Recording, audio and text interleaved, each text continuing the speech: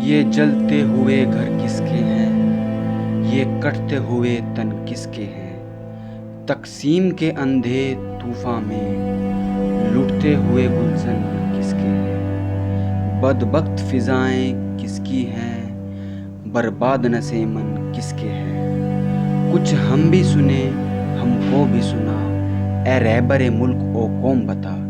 ये किसका लहू है कौन मरा, ये किसका लहू है कौन मरा। जितना भी था मान लो खाने का सामान हो या पैसे हो या कपड़ा हो, कुछ भी नहीं बचा, कुछ भी नहीं निकाल पाया कोई भी। जी क्यों इलेक्शन हो रहा शाम में, 8 परिवार तो इलेक्शन में वोट डालने के लिए गया था। तो ये तो सरकार का काम है ना भाई, वोट डालने के लिए हम लोग का, तो हम लोग तो जाते ही हैं।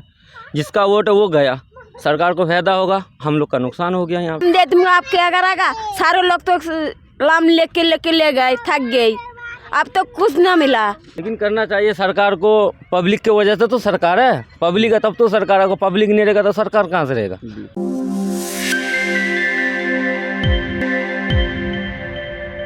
नमस्कार दोस्तों, मैं आकाश और आप देख रहे हैं जनपक्ष मीडिया।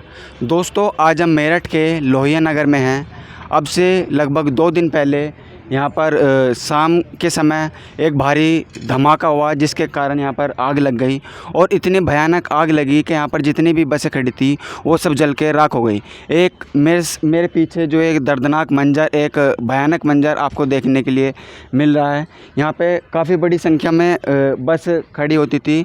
ये जो इलाका है, यहाँ पर जो बस रिपेयरिंग कारखाना है, जितने भी बसों में कुछ समस्या होती है, फिर बसों पर पेंट होता है, यहाँ पर इसी तरह का जो है बस से रिपेयरिंग का काम होता है। इसी के साथ जब यहाँ पर एक भयानक आग लगी तो आसपास में लगभग यहाँ 50 से 100 झुग्गियाँ थी, जो आग बढ़ने के कारण आग जो है झुग्गियों तक पहुँची और 50 की 50 झुग्गियाँ जलकर राख हो गई। दोस्तों, आपके या हमारे लिए ये सिर्फ झुग्गियाँ होगी, लेकिन मेहनत कश मज़दूर आदमी के लिए ये सिर्फ झुग्गी नहीं है, ये उनका रहन बसेरा है। जब पूरे दिन मज़दूर हाड़ तोड़ मेहनत करने के बाद अपने घर लौटता है तो एक झुग्गी एकमात्र उसका सहारा होती है कि वो लौटने के बाद वहाँ पर आराम कर सके, अपने बीवी बच्चों के साथ आराम से खाना खा सके। जो मज़दूरों की झुग्गियाँ जली थी उनका अब सिर्फ यहाँ पर ये बाउंड्री से ही आप पता लगा सकते हैं। देखिए इधर आकर, जो ये छोटी छोटी बाउंड्रियाँ हैं, ये इधर देखिए, ये जो बाउंड्रियाँ हैं, सिर्फ इन बाउंड्री से ही हम पता लगा सकते हैं कि यहाँ पर कोई झुग्गी रही होगी। झुग्गी का मतलब यहाँ पे किसी का घर रहा होगा, किसी यहाँ पर कोई अभी तक 2 दिन पहले तक यहाँ पर एक कोई परिवार बसता होगा। लेकिन यहाँ पर अब सिर्फ देखने के लिए जो है ये सिर्फ मट्टी की डोर ही बाकी रह गई है, जिनसे हमें पता चलता है कि यहाँ पर कोई 2 दिन पहले तक यहाँ पर कोई परिवार रहता होगा। जैसे कि आप सभी देख रहे हैं, यहाँ पर जो है सब कुछ जल के राख हो गया। लेकिन एक जो विश्वगुरु देश है, भारत को विश्वगुरु बताया जाता है, उस विश्वगुरु देश की मज़दूर आदमी कैसा होता है वो आप इन झोपड़ियों को देखकर समझ सकते हैं कि विश्वगुरु देश के जो मज़दूर हैं वो किन घरों में रहते हैं। और जो प्रधानमंत्री आवास योजना है वो यहाँ पर देख के हमें साफ पता चल जाएगी कि वो कितनी कारगर साबित हुई है। इतना भी जगह नहीं है कि अपना जो घर का सामान है वो अपनी झुग्गियों के अंदर रख सके। सोचिए थोड़ा बरसात के मौसम में यहाँ क्या स्थिति बनती होगी, मज़दूर किस बदहाल स्थिति में यहाँ पे रहते होंगे। जो छत है उसके ऊपर जो है कुछ पत्ते, कुछ कपड़े और कुछ रस्सियों से बांधकर जो है कच्ची छत बनाई गई है। 2 से 3 ही झुग्गियाँ यहाँ पर बची है जो जलने से बच गई, जिनमें कुछ परिवार रहते हैं। ये सिर्फ ये 2 या 3 झुग्गियाँ ही कैसे बची। तो हमारे साथ एक भाई है, हम इनसे पूछने की कोशिश करेंगे यहाँ पर क्या मंजर रहा और क्या मज़दूरों पर आप बीती है। तो हम इनसे भाई से जानने की कोशिश करेंगे कि यहाँ पर ये किस तरह से बचा और यहाँ पर क्या मंजर था उस समय पर। ये बात सर ये हुआ था, ये झुग्गी जो बच गई ना, ये पड़ोसी में रहते हैं ना, इसने सिविल चला के इस पर पानी डाला था, इसलिए ये बच गए। और दमकल के जो गाड़ी जो आया था ना वो बहुत लेट से आया था ना, अगर पहले आ जाता तो फिर कुछ भी नहीं जल सकता था। वो बहुत लेट आया, 2-3 घंटा लेट आया। इसके वजह से जो गाड़ी के जो टायर फटा ना, इससे सारे वहाँ आग फैल गया। इस वजह से जो घर में जो भी था सामान, सिर्फ अपना बतन का कपड़ा जो पहना हुआ वही बचा, लेकिन इसके अलावा कुछ भी नहीं बचा, कुछ भी नहीं बचा सर। जितना भी था मान लो खाने का सामान हो या पैसे हो या कपड़ा हो, कुछ भी नहीं बचा, कुछ भी नहीं निकाल पाया कोई भी, कुछ भी नहीं। जी क्यों इलेक्शन हो रहा शाम में, 8 परिवार तो इलेक्शन में वोट डालने के लिए गया था, तो ये तो सरकार का काम है ना भाई, वोट डालने के लिए हम लोग का, तो हम लोग तो जाते ही हैं, जिसका वोट है वो गया, सरकार को फ़ायदा होगा, हम लोग का नुकसान हो गया। यहाँ पे हम लोग का कौन भरपाई करेगा? जितना भी मीडिया वाला आया, चैनल वाला आया, सब आता है, लिख के ले जाता है, तुम्हें ये मिलेगा वो मिलेगा, कुछ भी नहीं मिला। 3 दिन हो गया, हम लोग के पास खाने तक के कुछ भी नहीं है, खाने तक के भी नहीं है कुछ, पानी पी पी के गुजारा कर रहे हैं। छोटे छोटे बच्चे हैं, देख लो, मासूम मासूम बच्चे, क्या करेगा ये लोग? आप देखिए इधर पीछे जो है बच्चे किस तरह से स्कूटर जो है चला रहे हैं यहाँ पर, छोटे छोटे और छोटे छोटे बच्चे। एक बहुत बड़ा दुख यहाँ पे सुनने के लिए, ये जो सबसे गंभीर एक बहुत बड़ा दुख है कि वो यहाँ पर खाने के लिए तक भी कुछ नहीं बचा, सब कुछ जल के राख हो गया, और जो तन पे सिर्फ कपड़ा पहना हुआ है सिर्फ वही बच पाया है। अब देखिए जब इतना जलने के बाद क्या सरकार की तरफ से इन्हें कोई भरपाई होगी? तो यहाँ पे सब कुछ ख़त्म हो गया है। यहाँ पे जो लोग रहते थे वो क्या काम करते थे? ये हम लोग जो है ना कबाड़ा का काम है, पिन्नी उन्नी चुगने का काम था। हम लोग शहर वहर से, जैसे आपका कॉलोनी वलोनी में जाके सफाई वफाई करते, तो उसमें से पिन्नी निकलता था, प्लास्टिक निकलता था, वो लोग हम ला के इकट्ठा करते थे। यही काम था हम लोग का, पिन्नी इकट्ठा। कब से रहते हो आप यहाँ पर? हम लोग यहाँ से कम 15-20 साल हो गया रहते हुए। लेकिन हम लोग एक झुग्गी बनाने में कम से कम नहीं होता 12 से 15 हज़ार रुपया खर्चा हो जाता है। एक झुग्गी बनाने में 12 से 15 हज़ार रुपया खर्चा हो जाता है बनाने में, क्योंकि महंगाई की वजह से सारे बांस लाना पड़ता खरीद के, इस वजह से पिन्नी कट्टा उट्टा जो भी है सब कीन के लाना पड़ता है ना।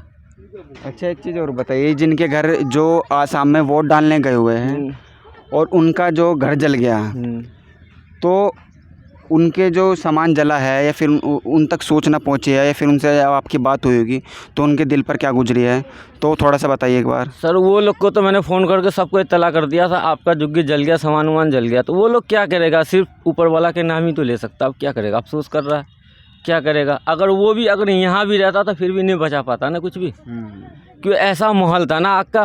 अगर आप देखते ना आग को तो खुद आप डर जाते, ऐसा माहौल था।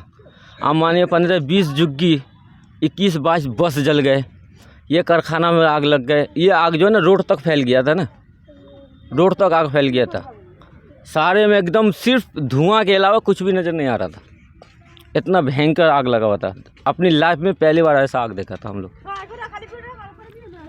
समझे। अब क्या बता। तो इधर जो हमारे साथ एक आंटी जी हैं, उनसे बातचीत करने की कोशिश करें। मिला ना। नमस्कार आंटी जी, क्या नाम है आपका? नाम दे दूँगा, आप क्या करेगा? सारे लोग तो लाम लेके ले गए, थक गए, अब तो कुछ ना मिला। इसका कहने का मतलब ये है, जितना मीडिया वाला आया ना, सबने यही दिलासा दिलाया लोग को, हम तुम लोग को मदद करेंगे। आज 3 दिन हो गया, ये लोग के पास कुछ भी मदद करने के लिए नहीं आया, सिर्फ लिख के लेके जाते हैं। मीडिया वाले आते हैं, हम तुम्हारा हेल्प करेंगे, लेकिन हेल्प कोई भी नहीं कर रहा। यही कह रही है, सब आते हैं ऐसे करके चले जाते हैं, हमारा क्या मदद हो रहा? कुछ भी मदद नहीं हो रहा। सही कह रही है आंटी, तो गलत थोड़ी कह रही है, वो भी सही कह रही है। लेकिन करना चाहिए सरकार को, पब्लिक की वजह से तो सरकार है, पब्लिक है तब तो सरकार है, पब्लिक नहीं रहेगा तो सरकार कहाँ से रहेगा, हाँ?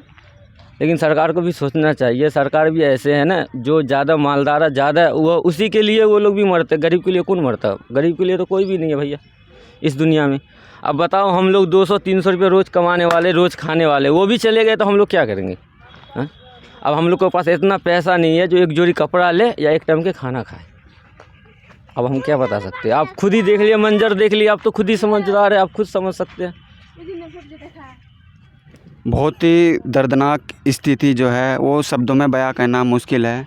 खाने तक के लिए पैसे नहीं है। एक मज़दूर आदमी के लिए पाई जुटाकर एक अपनी झुग्गी बसाना भी एक बहुत बड़ा काम है। वो शायद अपनी ज़िंदगी में दोबारा पनप पाए, उसका सारा सामान बेच। ये देखिए 3 दिन से यही कपड़ा पहन, अब देखिए छोटी सी बच्ची जो 3 दिन से जो है यही कपड़ा पहन रही है। जहाँ एक तरफ जो मजदूर, कुछ मुट्ठी भर लोग बच्चे बड़े बड़े स्कूलों में जाते हैं, अलग अलग बड़ी से बड़ी यूनिवर्सिटी में पढ़ते हैं, वहाँ जो छोटे छोटे बच्चे हैं 3 दिन से उन्होंने कपड़े नहीं पहने हैं।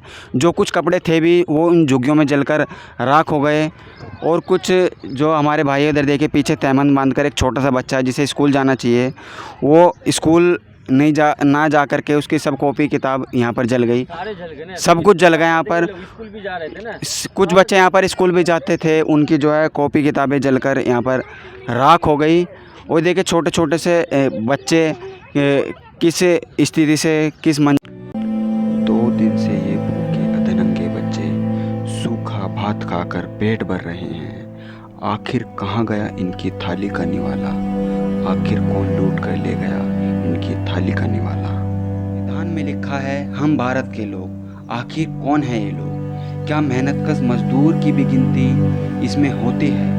हजारों किलोमीटर दूर से आए ये मजदूर 200-300 रुपये में अपनी ज़िंदगी गुजर बसर करते हैं। पूरे शहर की गंदगी साफ करते हैं। हमारे गलियों में कूड़ियों के ढेरों पर नालों में घुसकर ये उन्हें साफ करते हैं। जिन लोगों को देखकर हम अक्सर नज़रअंदाज कर देते हैं, ये वही लोग हैं जिनके कंधों पर दुनिया चलती है। दोस्तों, ये वही लोग हैं जिनके कंधों पर दुनिया चलती है। जले हुए घरों की राख में से ये बोतलें इकट्ठे करते नौजवान, इस उम्मीद में कि इन्हें बेचकर शाम को इन्हें भोजन मिल सकेगा। इस फटी हुई पन्नी से बने हुए इस घर को देखिए और आपके दिल में पहला सवाल क्या उठता है कि मजदूर अपनी ज़िंदगी इस छोटे से बंद कमरे में कैसे बिताते होंगे? इस छोटे से बंद कमरे में कैसे बिताते होंगे?